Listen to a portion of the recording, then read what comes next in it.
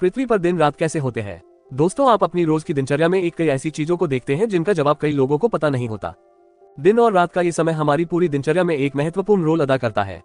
रात के समय सब लोग सो जाते हैं और दिन के समय सब काम करते हैं, लेकिन सब कुछ ये परफेक्ट पीरियड में कैसे हो रहा है? आखिर पहले दिन है और दिन के बाद रात कैसे होती है? ऐसा क्यों नहीं होता कि पहले 2 दिन हो जाए फिर 2 रातें हो जाए? दिन और रात छोटे बड़े क्यों होते हैं? हर साल ही मौसम के अंदर बिल्कुल फिक्स समय में सब कुछ कैसे होता है? सर्दी गर्मी वर्षा की ऋतु समय पर कैसे आती है? तो आइए इन सभी सवालों का जवाब आज हम बहुत ही सटीकता से जानें। दोस्तों, दिन रात कैसे बनते हैं? ये सवाल बहुत ज्यादा इंटरेस्टिंग है।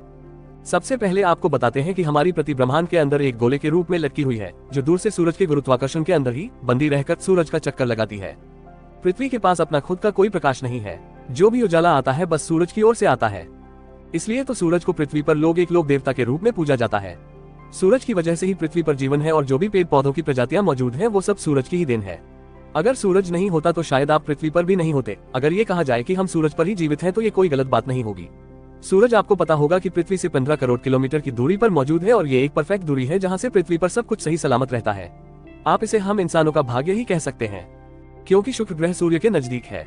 इस वजह से वहाँ पर जीवन का वातावरण नष्ट हो गया और मंगल सूर्य से दूर है, इसलिए वहाँ ठंड ज्यादा है। और अब हम अपने मेन सवाल पर आते हैं कि दिन रात बनते कैसे हैं। तो इस सवाल का सिंपल सा जवाब है कि पृथ्वी का जो आधा भाग सूरज की ओर होता है, जिस पर सूरज की रोशनी पड़ती है, उस साइड दिन रहता है और जो भाग सूरज के बैक साइड में रहता है उस पर सूरज का प्रकाश नहीं जा पाता। इस वजह से उस वाले भाग में रात होती है। अब दूसरा जो सबसे इंटरेस्टिंग सवाल है, क्या आखिर दिन के पीछे रात और रात के पीछे दिन क्यों होता है? तो पृथ्वी अपने अक्ष यानी धुरी पर घूमती है। अगर विज्ञान की भाषा में कहें तो इसे परिभ्रमण काल कहा जाता है और अपनी खुद की दूरी पर है। एक राउंड पूरा करने में प्रति 24 घंटे का समय लेती है। इससे 24 घंटे के समय अंतराल में पृथ्वी का कोई भी एक भाग हमेशा सूरज की ओर से गुजर रहा होता है। इस कारण सूरज की रोशनी इस भाग में पड़ती है, तो इस वजह से दिन रहता है और पृथ्वी का भाग है जो पीछे की साइड रह जाता है वो भाग अंधेरे में रहने के कारण है।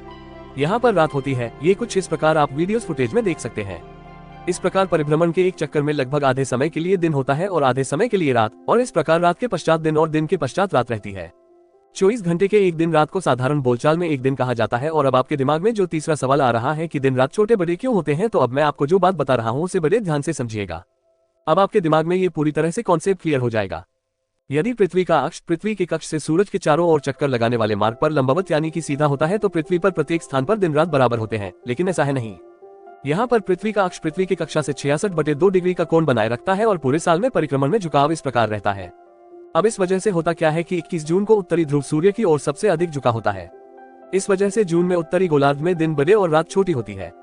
वही इसके उलट में है दक्षिणी गोलार्ध, जहां पर दिन छोटे हो जाते हैं और रातें बड़ी हो जाती है और 22 सितंबर को दक्षिण ध्रुव सूर्य की सबसे अधिक और झुका रहता है। इस वजह से उत्तरी गोलार्ध में दिन छोटे और रात बड़ी और दक्षिण में दिन बड़े और रात छोटी होती है। 21 मार्च और 23 सितंबर को उत्तरी और दक्षिणी ध्रुव का सूर्य के प्रति झुकाव एक समान होता है। इसका परिणाम ये होता है कि इस दिन और रात दोनों बराबर होते हैं। तो दोस्तों, मुझे उम्मीद है आपको पृथ्वी पर ये दिन और रात की प्रोसेस समझ में आई होगी।